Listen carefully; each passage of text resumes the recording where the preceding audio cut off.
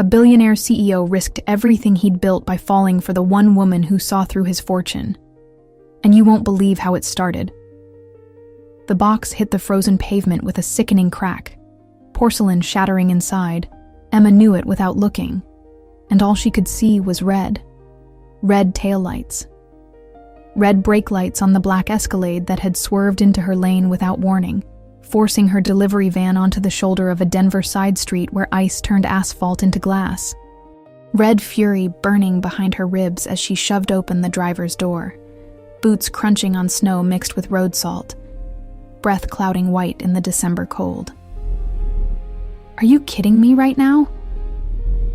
The man stepping out of the Escalade didn't even flinch, didn't apologize, didn't do anything except glance at her with the kind of disinterest you'd reserve for a stray dog barking at your ankles.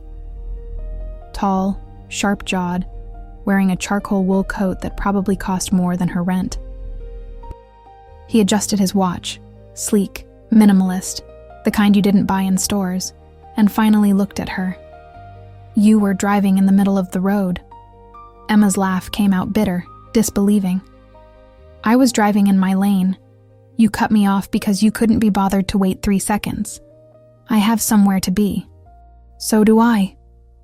She gestured wildly at the van, at the shattered box leaking foam peanuts onto the curb, at the 15 other packages stacked in the back that she was already 30 minutes late delivering. That box? Custom order. Hand-painted nativity set for a woman whose husband just died. First Christmas without him. She ordered it 2 months ago because she wanted something perfect to remember him by. And you just... She stopped. Swallowed hard. The man was staring at her now, really staring. And something about his expression had shifted. Stone cracking just slightly, around the edges. I'll pay for it. You'll... Emma shook her head, snow catching in her dark hair. You can't just pay for it. It was handmade. One of a kind. There's no replacement. His jaw tightened. For a moment he looked almost... What? Regretful? Uncomfortable? Then the mask slid back into place, smooth and impenetrable. Then I'll pay for a new commission. Double whatever it cost. That's not the point. Everything has a price. He reached into his coat, pulled out a slim black wallet. Tell me the amount. Emma felt something hot and jagged lodge itself in her throat. She'd spent the last 6 months working herself to exhaustion, juggling 3 part-time jobs just to keep her small delivery business afloat after her partner bailed. And here was this man in his $1,000 coat acting like money could fix everything. Like her time, her care, her promise to Mrs. Castellano didn't matter as long as he could write a check. Keep your money, she said quietly, dangerously, and stay out of my way. She turned back toward the van, boots slipping slightly on ice, and didn't let herself look back, even when she heard him still standing there, silent in the cold. But before we step deeper into what happened next, I want to know, where in the world are you watching from right now? Drop your city in the comments. And if you've ever had one of those moments where rage and heartbreak collided in the same breath, hit like on this video so it reaches others who understand. Subscribe if you want to see where this impossible collision leads, because what Emma didn't know, what she couldn't know, is that the stranger who ruined her delivery was about to ruin everything else too. Denver in late December didn't forgive mistakes. The city wrapped itself in cold so sharp it felt personal, and Emma had learned to move through it the way you learn to move through grief. One step, then another, not thinking too far ahead. Her delivery business, Everly Express, named after her late mother, operated out of a rented garage in the Baker neighborhood, and most days it felt less like a business and more like an act of stubborn faith. She'd started it 2 years ago with her ex-boyfriend Tyler, who'd promised her partnership and left her with debt. Walked away 6 months ago with half the equipment and all of the confidence, and Emma had been clawing her way back ever since. Small deliveries, local clients, hand-to-hand trust built one careful promise at a time. Mrs. Castellano's nativity set was supposed to be her biggest success story. A referral from the church, a commission from a local artist, a delivery timed perfectly for Christmas Eve. Emma had checked on it 3 times, wrapped it herself, carried it like it was made of light, and now it was destroyed. She sat in the van outside Mrs. Castellano's house for 5 full minutes before she could make herself walk to the door. The older woman answered in a cardigan and reading glasses, smiling with the kind of fragile hope that made Emma's chest ache. "Emma, sweetheart. Oh, you're freezing. Come in. Come in." "Mrs. Castellano." Emma's voice cracked despite herself. "I'm so sorry. There was an accident. The nativity set, it didn't make it." The hope dimmed, not all at once, slowly, like a candle drowning in its own wax. "Oh," Mrs. Castellano said softly. "Oh, I see." Emma explained everything: the Escalade, the ice, the shattered porcelain. She offered a full refund, promised to track down the artist for a replacement, even though she knew it was impossible on this timeline. Mrs. Castellano listened with her hands folded in her lap, and when Emma finally ran out of words, the older woman just nodded. "It's all right, dear. These things happen." But her eyes were wet. Emma drove home through snow that had started falling again, thick and silent, and tried not to think about the man in the charcoal coat. Tried not to remember the way he'd looked at her when she mentioned the widow, that brief flicker of something almost human before the ice slid back into place. Everything has a price. She parked outside her apartment, a cramped studio above a Thai restaurant that smelled perpetually of lemongrass and chili oil, and checked her phone. 12 missed deliveries tomorrow. Rent due in 9 days. Her savings account holding onto $327 like a dying breath. And 1 new email, subject line, "Regarding today's incident." Emma opened it. "Ms. Everly, I apologize for the accident this afternoon. I'd like to discuss compensation and a potential solution.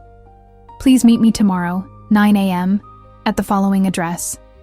Regards, Nathaniel Cross." Below the signature, an address in the Denver Tech Center. Top floor. Emma stared at the name until the letters stopped making sense. Nathaniel Cross. She Googled it, and her entire world tilted. CEO, Crosspoint Logistics. Net worth, $2.4 billion.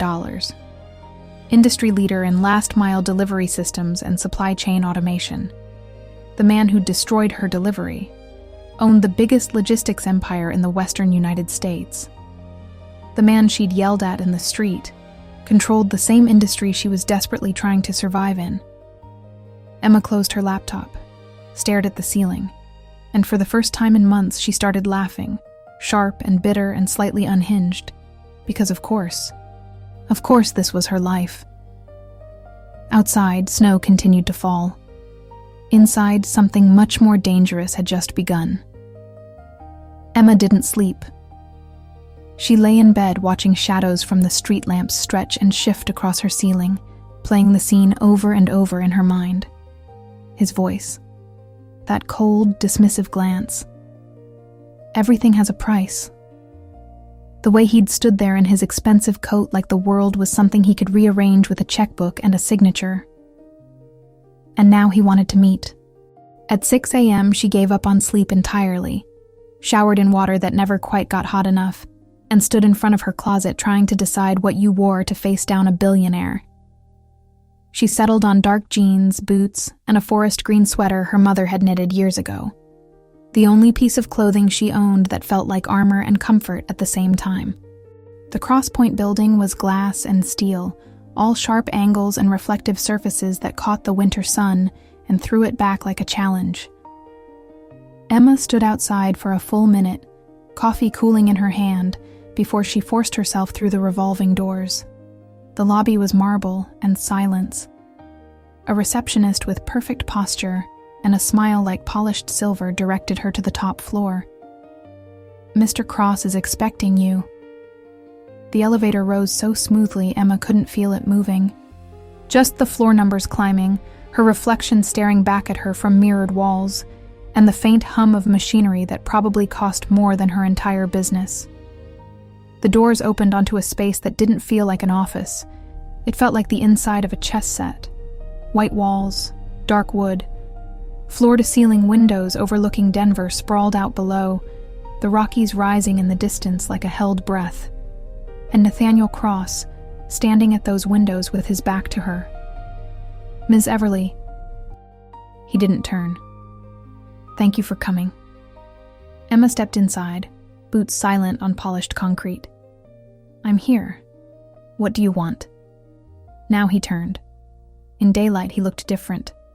Sharper, yes, the kind of sharp that came from years of controlled discipline, but also tired.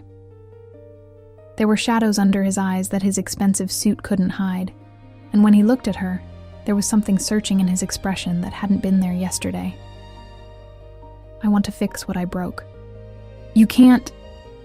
"I contacted the artist." He cut her off, but gently, handed her a tablet displaying an email exchange.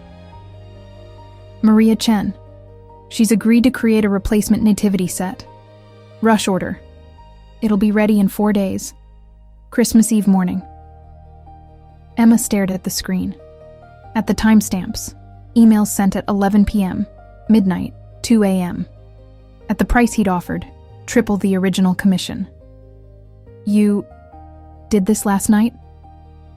"I don't sleep much." He took the tablet back, set it on the desk. "The set will be delivered to Mrs. Castellano at no cost to her, or to you." Emma's throat tightened. "Why?" "Because you were right." His voice was quiet now, almost hesitant.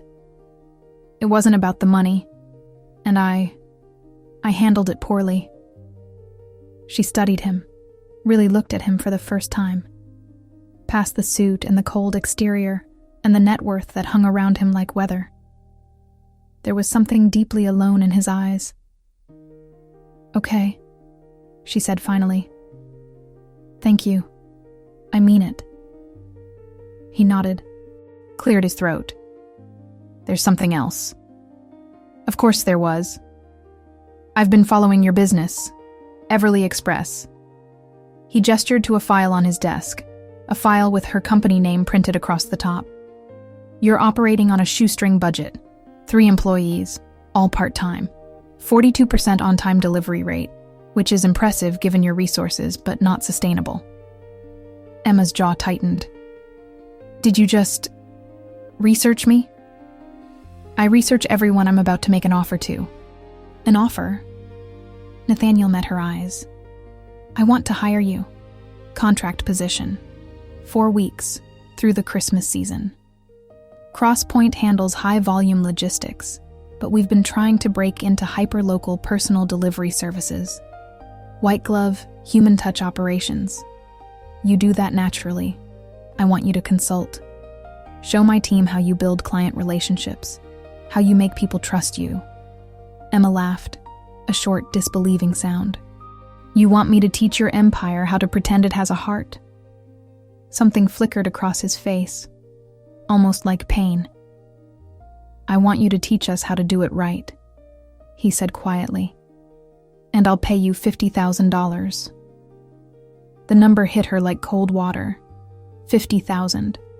That was rent for a year, new equipment, hiring back the employees she'd had to let go, stability, breathing room, a chance to stop drowning. "Why me?" she managed. "Because yesterday you cared more about a stranger's grief than about my money." His voice was raw now, unguarded in a way that made him suddenly, startlingly human. "That's not something you can teach. But maybe you can show people what it looks like." Emma stood there in his glass tower, surrounded by wealth and power and everything she'd never had, and looked at the man who'd ruined her delivery, who was now offering her a lifeline, who was looking at her like he was the one drowning. 4 weeks, she said, "and I do it my way. No corporate scripts, no fake smiles. If I'm teaching your people how to care, we do it honestly.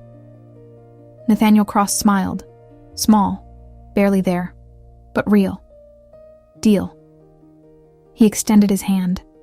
Emma took it, and the moment their palms touched, warm skin, firm grip, something electric and entirely unexpected, she realized she'd just made either the best or worst decision of her life. Outside the windows, snow began to fall again. Inside, something neither of them had planned for was already beginning to unfold. The first day at Crosspoint, Emma met the team she was supposed to transform. 6 people sitting around a conference table in a room that smelled like expensive coffee and mild panic. They were smart, efficient, Ivy League polished, and they looked at her like she was a stray cat someone had dragged in from the cold. "This is Emma Everly," Nathaniel said, standing at the head of the table with his arms crossed. "For the next 4 weeks, she's going to redesign our approach to personal client services. I expect full cooperation." A blonde woman in a pencil skirt, Jessica, VP of Operations according to her nameplate, gave Emma a smile that didn't reach her eyes. "We're excited to learn from your grassroots experience." Grassroots. The word hung in the air like a polite insult. Emma smiled back. "Great. Let's start with this. When was the last time any of you actually delivered a package?" Silence. "That's what I thought." Emma pulled out her laptop, 6 years old, held together with duct tape and hope, and connected it to the projector. "Here's the thing about logistics. You can optimize algorithms all day long, but if you don't understand what it feels like to carry someone's hope in your hands, you're just moving boxes." She pulled up a photo. Mrs. Castellano, smiling in front of her house. This woman lost her husband in March. The nativity set I was delivering? It was supposed to be her way of keeping him close during the holidays. When I told her it was destroyed, she didn't yell, didn't demand a refund. She just said, "These things happen." Like her grief was negotiable. Emma looked around the table. "That's what we're fixing. We're going to make people feel like their stories matter. Not because it's profitable, though it will be, but because it's right." Jessica raised a manicured hand. "With all due respect, we're a billion-dollar company. We can't operate on sentiment." "No," Nathaniel said quietly from the corner. Everyone turned. "But we can operate with it." He was looking at Emma when he said it, and Emma felt something shift in her chest. Small, dangerous, entirely inconvenient. They worked for 12 hours that first day. Emma walked the team through her client intake process, her delivery protocols, the handwritten thank you notes she included with every package. She showed them her route maps, her backup plans, the way she'd memorized which clients had dogs, which ones were hard of hearing, which ones just needed someone to talk to for 5 minutes. "This is insane," muttered Marcus, a logistics analyst with a doctorate from MIT. "None of this scales." "Not yet," Emma agreed. "But that's why you're here. You figure out how to scale Heart. I'll teach you what Heart looks like." At 8 p.m., Nathaniel dismissed the team. At 8:30, Emma found him still in his office, tie loosened, staring at spreadsheets that glowed blue in the dark. "You should go home," she said from the doorway. He glanced up, surprised. "I could say the same to you. I'm not the workaholic billionaire." She stepped inside, uninvited, and sat in the chair across from his desk. "When's the last time you took a day off?" Nathaniel leaned back, something weary crossing his face. "Define day off." "A day where you don't think about profit margins or hostile investors or whatever keeps you here until midnight." "Then never." He said it simply, matter of fact. "This company is everything I've built. If I stop paying attention for even a moment..." "It'll collapse?" Emma raised an eyebrow. "You really believe that?" "I've seen it happen." His voice went quiet, hard. "My father built Crosspoint from nothing. Spent 40 years turning it into something that mattered. Then he had a stroke, was gone within a week, and within 6 months, the board tried to dismantle everything he'd created, sell it off piece by piece to the highest bidder. Emma's breath caught. What did you do? I was 25, fresh out of business school. I bought out every single board member, took on debt that should have destroyed me, and I rebuilt it. He met her eyes. So no, I don't take days off, because the moment I do, I prove them right, that I'm just my father's son, that I don't deserve this. The raw honesty in his voice made Emma's throat tight. That's the saddest thing I've ever heard, she said softly. Nathaniel blinked. What? You're so afraid of losing what he built that you forgot to build something of your own. She leaned forward. This company? It's impressive. But it's not you. It's his ghost. And you're haunting it. For a long moment, Nathaniel just stared at her. Then he laughed, a rough, startled sound. You don't pull punches, do you? Not when it matters. Emma stood. Go home, Nathaniel. Sleep. Eat something that didn't come from a vending machine. Be a human for 5 minutes. And if I don't? She paused at the door, looked back. Then you'll end up just like him. Brilliant, successful, and gone before you ever figured out what you were working for. She left him sitting there in the dark, and didn't let herself think about the way he'd looked at her. Like she'd just said something no one else had ever dared to. The next 3 days blurred together. Early mornings at Cross Point. Late nights planning routes. Emma and Nathaniel circling each other in conference rooms and hallways, their conversations sharp and careful, and charged with something neither of them named. He started asking her questions. Not about logistics. About her. Why delivery? Why this business? My mom, Emma had said simply. She taught me that showing up matters, that people remember how you made them feel. She died when I was 19, and I wanted to build something that honored that. She'd be proud, Nathaniel had replied quietly, and Emma had to look away before he saw her eyes sting. On the 4th day, Mrs. Castellano's nativity set arrived. Maria Chen had outdone herself. The figures were even more beautiful than the original, each one painted with painstaking detail. Emma and Nathaniel delivered it together, pulling up to the small house in his Escalade because Emma's van had finally given out that morning. Mrs. Castellano opened the door, saw the box, and burst into tears. Oh, she whispered. Oh, it's perfect. Emma helped her unwrap each piece.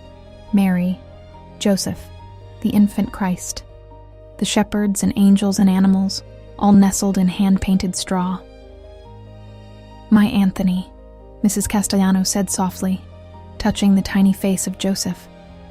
He always said the nativity was the heart of Christmas, not the presents, not the lights, just the reminder that God came small, fragile, human. Nathaniel, standing awkwardly by the door, cleared his throat. I'm glad we could replace it, ma'am. Mrs. Castellano looked at him, really looked, and smiled. You didn't replace it, dear. You honored it. There's a difference. On the drive back, Nathaniel was silent. Emma glanced over at him. You okay? I've spent 15 years optimizing supply chains, he said quietly. And I've never once seen someone cry because a package arrived. That's because you've been delivering things, Emma said, not hope. He looked at her then, really looked, and Emma felt her pulse kick hard in her chest. Teach me, he said. What? How to do that. How to see people the way you do. His voice was raw, urgent. I don't want to be the man I was 4 days ago. Emma's breath caught, And before she could stop herself, she reached across the console and took his hand. "Okay," she whispered. "I'll teach you." His fingers tightened around hers, and neither of them let go. The board meeting was scheduled for December 22nd.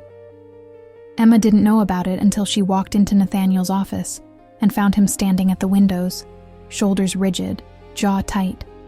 "What's wrong?" He didn't turn. "They're voting on the pilot program today." "What pilot program?" "The one you've been building." His voice was flat, controlled. "Personal delivery services, white glove operations. I pitched it to the board 3 weeks ago. They think it's a waste of resources." Emma's stomach dropped. "And if they vote it down, then everything you've done here disappears." He finally looked at her, and his eyes were dark. "And I'll have to let you go." "Let me..." "Nathaniel, we had a contract. A consulting contract. Dependent on implementation." He said it like he was reading from a legal document. Like he hadn't spent the last 2 weeks sitting beside her in delivery vans, learning the names of her clients, laughing at her terrible jokes. "If the board kills the program, there's nothing to implement." Emma stared at him. "So that's it? You're just going to let them decide?" "It's not my decision to make. The board controls strategic direction." "Bullshit." The word came out hard, sharp. "You control this company. You bought them out. You rebuilt it. Since when do you let other people tell you what matters?" Nathaniel's jaw tightened. "Since I can't afford to lose their confidence. Not now. We're in the middle of merger talks with Silverton Freight. If the board thinks I'm prioritizing sentiment over profit..." "Sentiment?" Emma felt something break open in her chest. "Is that what you think this is?" "Emma, we delivered a nativity set to a widow, and you cried in the car afterward. You sat with Mr. Chen for an hour last week listening to him talk about his daughter in medical school. You handwrote a note to that single mom in Aurora, thanking her for trusting us with her son's birthday present." Her voice cracked. "That wasn't sentiment. That was you remembering how to be human. And it doesn't matter." Nathaniel's voice rose, the first time she'd ever heard him yell. "Because the board doesn't care about widows or medical students or birthday presents. They care about quarterly earnings and shareholder value, and whether I'm competent enough to lead this company into the next decade. So you're going to sacrifice the one thing that makes this company worth leading?" "I'm going to make the rational choice." Emma stepped back like he'd struck her. "The rational choice?" she repeated softly. "Right. Because that's what you do. You calculate, you optimize, you treat people like variables in an equation. That's not fair. You asked me to teach you how to see people," Emma said, and her voice was shaking now. "But you can't learn that if you're not willing to risk anything for them. If the first time it gets hard, you just retreat back into your spreadsheets and your profit margins and your fear." Nathaniel went very still. "My fear? You're terrified." Emma felt tears burn hot behind her eyes but refused to let them fall. "Terrified of being your father. Terrified of failing. Terrified of letting anyone close enough to see that underneath all this." She gestured at his suit, his office, the empire sprawled below them. "You're just a man who doesn't know if he's worth anything without it." The silence that followed was brutal. Nathaniel stared at her, something raw and wounded flickering across his face. Then he turned away. "The meeting starts in an hour," he said quietly. "You should go." "Nathaniel, please, Emma, just go." She stood there for one more heartbeat, waiting for him to turn around. To fight. To choose her, choose this, over the board and the merger and the fear. He didn't. Emma walked out. She made it to the parking garage before the tears came. Sat in her broken-down van, the one she'd had towed to Cross Point because she couldn't afford the repairs, and let herself break. 4 weeks. 4 weeks of believing she was building something that mattered, that he mattered. 4 weeks of falling for a man who'd looked at her like she was the first real thing he'd seen in years. And in the end, he'd chosen the rational thing. Just like Tyler had. Just like everyone always did. Emma pulled out her phone, stared at her bank account. The $50,000 deposit from Crosspoint was there. She could survive on that for a while. Go back to Everly Express. Rebuild alone, the way she always had. Her phone buzzed. A text from Nathaniel. "I'm sorry." Emma deleted it, started the van. It coughed, shuddered, almost died, then caught, and she drove away from Crosspoint without looking back. Inside the boardroom, Nathaniel sat at the head of the table and watched the vote happen in real time, 6-4 against the pilot program. "The numbers don't support it," Jessica said smoothly. "Personal delivery services are a niche market. We'd be better off focusing resources on the Silverton merger." "Agreed," said another board member. "It's a nice idea, Nathaniel, but sentiment doesn't scale." Nathaniel heard Emma's voice in his head. "You're haunting your father's ghost." He looked down at his hands. Thought about Mrs. Castellano crying over a nativity set. About Mr. Chen showing him photos of his daughter with pride that made his whole face glow. About Emma, standing in his office 4 days ago, telling him that people remembered how you made them feel. And he realized something. His father had built an empire, but Nathaniel had spent 15 years maintaining it without ever asking why. "No," he said quietly. The room went silent. "I'm sorry?" Jessica leaned forward. "No." "What?" Nathaniel stood. "No, we're not killing the program. And no, I don't care about the vote." "Nathaniel, the board has spoken." "Then the board is wrong." He looked around the table, met each of their eyes. "For 15 years I've run this company the way my father did.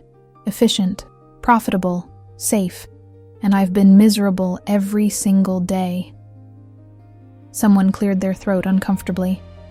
Nathaniel kept going. "Last week I delivered a package to a 72-year-old widow, and she cried. Not because of the package. Because someone showed up. Because someone cared. And I realized, that's what we've lost. That's what I've lost." "This is very touching," Jessica said coldly, "but it's not a business model." "It's the only business model." Nathaniel's voice was steel now. "Because if we're just moving boxes, we're obsolete. Amazon does that. Drones do that. But showing up, caring, treating people like they matter, that's irreplaceable." He pulled out his phone, opened the files Emma had sent him over the past 2 weeks. Testimonials, success stories, data showing client retention rates that were triple the industry standard. "She was right," he said quietly. "Emma was right, and I was too afraid to admit it." "Nathaniel," Jessica's voice was a warning now. "If you push this through against board recommendation, and it fails, they'll remove you." "I know." "The Silverton merger can wait." He looked at her. "This can't."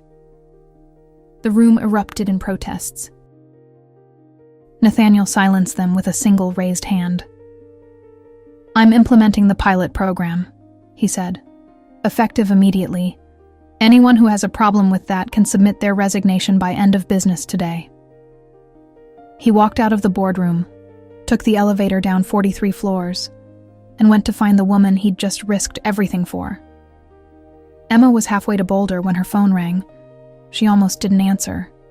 But something, instinct, hope, stupidity, made her pull over onto the snowy shoulder and check the screen. Nathaniel Cross. Her finger hovered over the red decline button. Then she answered. "What? Where are you?" His voice was breathless, urgent. "Driving." "Emma, I need to see you." "I don't think that's a good idea." She closed her eyes. You made your choice. I made mine. Let's just leave it there. I chose wrong. The rawness in his voice made her chest ache. I stood in that boardroom and I let them vote. And the entire time all I could think about was you. What you said. That I was haunting a ghost. Emma's throat tightened. Nathaniel, you were right. About all of it. I've spent 15 years trying to prove I deserved my father's company, and I never once asked if I even wanted it. Not the way it was. Not without... He trailed off. Not without something real.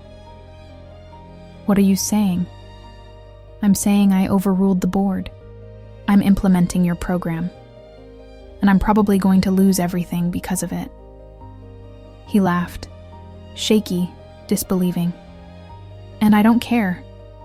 Because for the first time in my life, I'm not making the rational choice. I'm making the right one. Emma felt tears streak hot down her face. You're insane, she whispered. I know. His voice softened. But you made me believe that maybe insane is better than empty.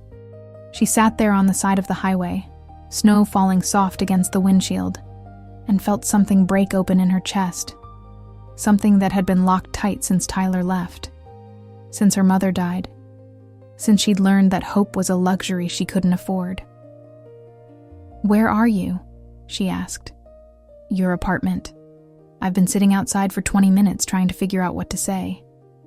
Emma's breath caught. I'm 40 minutes away. I'll wait. A pause. Emma? Yeah? I'm sorry. For what I said. For making you feel like you didn't matter. You're the only thing that's mattered in years. She couldn't speak. Just come back, Nathaniel said quietly. Please. Emma turned the van around.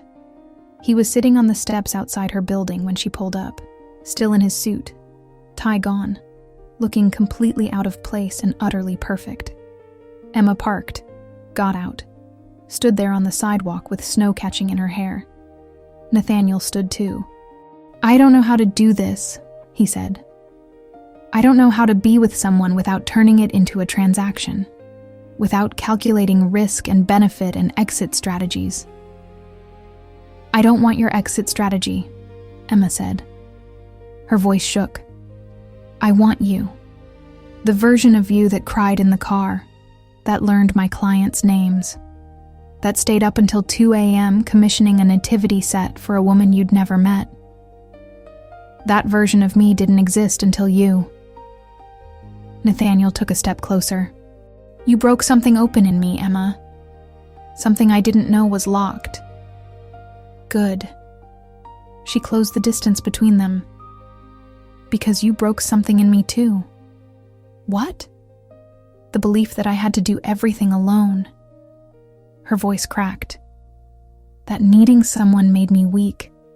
That I wasn't allowed to fall for a man just because he saw me. Nathaniel's hands came up to frame her face, gentle, reverent. I see you, he whispered. I see how hard you fight, how much you care, how you carry the weight of other people's hope like it's sacred. And it terrifies me, because I don't know how to be that brave. You already are. Emma leaned into his touch. You just stood up to your entire board. You risked your company. That's not rational. That's faith. Faith in what? In this. She rose on her toes, pressed her forehead against his. In us. Nathaniel kissed her. Soft at first, questioning, careful, then deeper, like he was memorizing her. His hands slid into her hair, and Emma's fingers curled into his shirt, and for one perfect, impossible moment, the world narrowed to just this. Snow falling, breath shared, two people choosing each other despite every logical reason not to. When they finally pulled apart, Nathaniel rested his forehead against hers. I don't know what happens next, he admitted. Neither do I. Emma smiled against his lips. But I know someone who's really good at logistics. Maybe we can figure it out together. He laughed, real and bright and entirely unguarded. Deal. They went inside, made tea in Emma's tiny kitchen while she told him about Boulder, about the plan she'd been forming to restart Everly Express on her own. He told her about the boardroom, about Jessica's face when he'd overruled the vote, about the merger talks that might collapse now. Do you regret it? Emma asked. Nathaniel looked at her. Really looked. The way he had that first day in his office. Not even a little. They fell asleep on her couch. Emma curled into his side, his arm around her shoulders, the TV playing some old Christmas movie neither of them watched. And for the first time in 15 years, Nathaniel Cross didn't dream about profit margins or hostile takeovers or his father's ghost. He just dreamed about a woman with snow in her hair and hope in her hands, and woke up believing he might actually deserve her. The first real test came 3 days before Christmas. Emma arrived at Cross Point at 7 a.m., earlier than usual, and found the lobby full of reporters. What the hell? She pushed through the crowd, cameras flashing, voices shouting questions. Ms. Everly, is it true you're romantically involved with Mr. Cross? Did you influence his decision to reject the Silverton merger? Is Crosspoint's new personal delivery program just a publicity stunt? Emma ignored them all, took the elevator up, and found Nathaniel's office in chaos. Jessica was there, Marcus, 3 board members, and Nathaniel, standing behind his desk like a man facing a firing squad. What's going on? Emma demanded. Silverton pulled out, Jessica said coldly. The merger's dead. They said they can't trust a CEO who prioritizes emotion over strategy. Emma's stomach dropped. She looked at Nathaniel. How bad? $700 million in projected revenue, he said quietly. Gone. And the board wants your head, Jessica added. They're calling an emergency vote, tonight. Emma felt the room tilt. Tonight? They're arguing you're a destabilizing influence, Marcus said, not unkindly. That Nathaniel's judgment has been compromised, that he's risking the entire company for personal reasons. That's insane. Is it? Jessica's smile was razor sharp. A month ago, Nathaniel Cross was the most rational CEO in the industry. Then you show up, and suddenly he's hand-delivering packages and rejecting billion-dollar deals. From their perspective, you're a liability. From their perspective, I'm human, Nathaniel said quietly. And that's exactly the problem. The room went silent. Nathaniel looked at Emma. I need to address the board tonight, formally. They're going to demand a choice, the program or my position. Then shut down the program, Emma said immediately. Nathaniel, this company is your life. No. His voice was firm, final. It was my father's life. I'm done living it for him. You're going to lose everything. Not everything. He crossed the room, took her hands. Not you. Emma's eyes burned. That's not fair. You can't make me the reason you destroy what you've built. You're not the reason, Nathaniel said gently. You're the reminder of what actually matters. And if the board can't see that, then they're leading the wrong company. Jessica made a disgusted sound. This is pathetic. Nathaniel turned to her.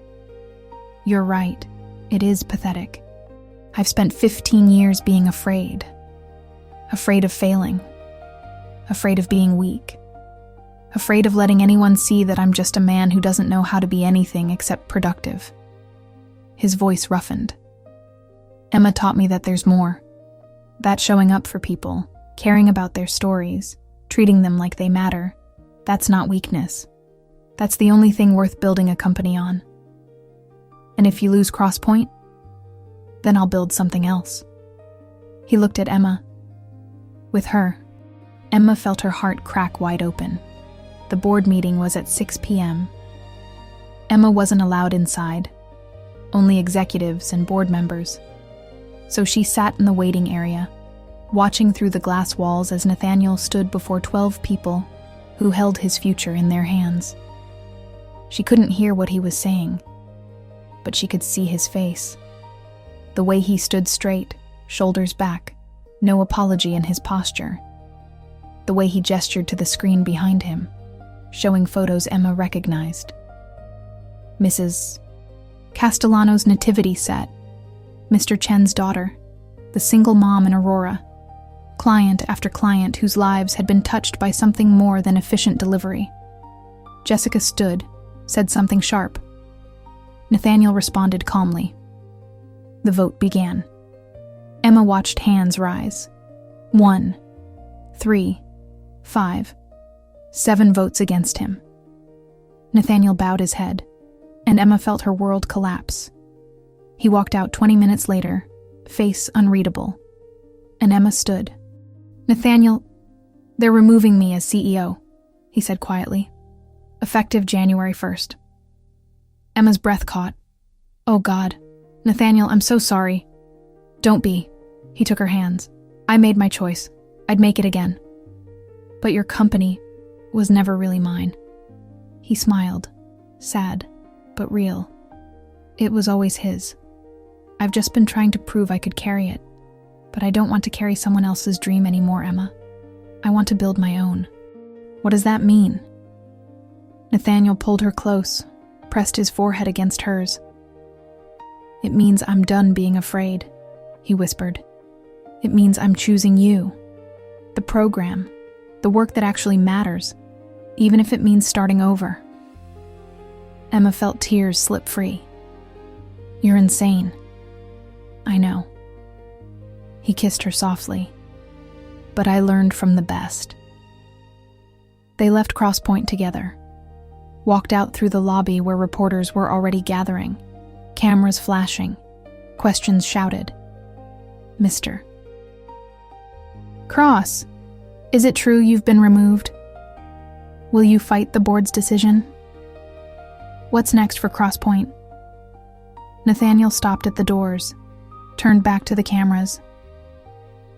Crosspoint will continue without me, he said calmly. And I'll continue without it. I'm starting a new company, one focused entirely on personal delivery services, on treating clients like humans, not data points, on building something that actually matters. With her? A reporter pointed at Emma. Nathaniel looked at Emma, smiled. With her, he confirmed. If she'll have me. Emma laughed through her tears. You're really doing this? I'm really doing this. He took her hand. We're doing this. They walked out into the December cold, snow falling soft and clean, the future uncertain. But for the first time in years, for both of them, that uncertainty felt like freedom. 3 months later, March. The new office wasn't much. A renovated warehouse in the Rhino district, exposed brick and secondhand furniture, the smell of fresh paint and possibility. A hand-painted sign above the door, Cross Everly Delivery, we carry what matters. Emma stood in the doorway watching Nathaniel argue good-naturedly with their first hire, Marcus, who'd left Crosspoint the day after Nathaniel did, saying he'd rather work for a company with a soul. I'm telling you, we need better routing software. And I'm telling you, Emma interrupted, that routing software won't help if we don't know why someone needs a package delivered. That's the whole point. Marcus threw up his hands. You two are impossible. That's why you love us, Nathaniel said, grinning. Marcus just shook his head and went back to his laptop. Emma walked over to Nathaniel, slid her arms around his waist. He's not wrong. We are impossible. Good. Nathaniel kissed the top of her head. Possible is boring. They'd spent the last 3 months building something entirely new. Not an empire. Not a billion-dollar machine. Just a small company with a simple mission. Deliver hope. They had 12 employees now, Mostly former Crosspoint staff who'd believed in the vision. They operated locally, Denver metro area only, and they were barely profitable. But every client knew their names. Every delivery came with a handwritten note. And every single package was treated like it carried someone's heart. Because it did. On March 15th, they got a call from an unexpected number. Emma answered. "Cross Everly, this is Emma." "Ms. Everly." The voice was stiff, formal. "This is Roger Hastings, chairman of the Crosspoint board." Emma's hand tightened on the phone. "What can I do for you, Mr. Hastings?" "I'm calling to inform you that Crosspoint's quarterly earnings were released this morning. We're down 18% in client retention, 23% in customer satisfaction ratings." Emma said nothing. "It appears," Hastings continued slowly, "that we may have made an error in judgment." "Is that so?" "We'd like to discuss a potential acquisition. Your company. Name your price." Emma looked across the room at Nathaniel, who'd stopped what he was doing and was watching her with raised eyebrows. "Mr. Hastings," Emma said calmly, "Cross Everly isn't for sale. But if you'd like to discuss a partnership, one where we maintain full operational control and you fund expansion, we can schedule a meeting." Silence on the other end. Then, "I'll have my assistant reach out." Emma hung up. Nathaniel crossed the room in 3 strides. "Did he just offer to buy us?" "Yes." Emma grinned. I countered. "You're terrifying," Nathaniel said admiringly. "I learned from a very stubborn billionaire." She kissed him. "Well, former billionaire. I'm worth at least $300,000 now," Nathaniel protested. "That's basically rich." Emma laughed, and the sound filled the warehouse like light. That evening, they closed early, drove to Mrs. Castellano's house for dinner. She'd invited them monthly since Christmas, insisting that anyone who'd saved her nativity set deserved a home-cooked meal. The older woman met them at the door with flour on her hands and warmth in her eyes. "Emma, Nathaniel, come in, I made lasagna." They ate around her small kitchen table, and Mrs. Castellano told them about her husband, about the way he used to burn toast every Sunday morning, about his terrible jokes, about the life they'd built together in small, quiet moments. "He would have liked you too," she said, looking between them. "You remind me of us. Different worlds, different backgrounds, but the same heart." Emma reached for Nathaniel's hand under the table. He laced their fingers together. On the drive home, Nathaniel pulled over at a lookout point above the city. Denver sprawled below them, lights glittering like scattered stars. "Can you believe this is our life now?" Emma asked softly. "No," Nathaniel admitted. 6 months ago, I was terrified of losing everything. Now I've lost most of it, and I've never been happier." "Most of it?" Emma raised an eyebrow. "I kept the Escalade." He grinned. "I'm not a complete martyr." Emma laughed, then sobered. "Do you miss it?" Crosspoint. "The power. No." He turned to face her fully. "I don't. That life, it wasn't mine. It was a performance, a way to prove I was worth something. But this?" He gestured between them. "Building something with you. Delivering packages that actually matter. Knowing our clients' names and their stories and what makes them cry. Emma, I've never felt more like myself. Even though we're barely breaking even. Especially because we're barely breaking even." He cupped her face. "Because it means we're doing it for the right reasons. Not profit, not legacy. Just hope." Emma kissed him, soft and deep and full of everything she couldn't say. When they finally pulled apart, she rested her forehead against his. "I love you," she whispered. "I know we haven't said it yet, but I do. I love you for walking away from everything, for choosing this, for choosing us." Nathaniel's smile was pure light. "I love you too," he said. "And for the record, I didn't choose you over my company. I chose a company that deserved you. There's a difference." Emma felt tears slip free. Happy ones for once. They sat there overlooking the city they were slowly transforming, one careful delivery at a time. And somewhere in the distance, church bells began to ring. Not for Christmas this time, but for something just as sacred. The quiet miracle of two people finding each other in the wreckage and building something beautiful from the ruins. In the end, this story isn't really about a billionaire who lost his empire or a struggling business owner who found success.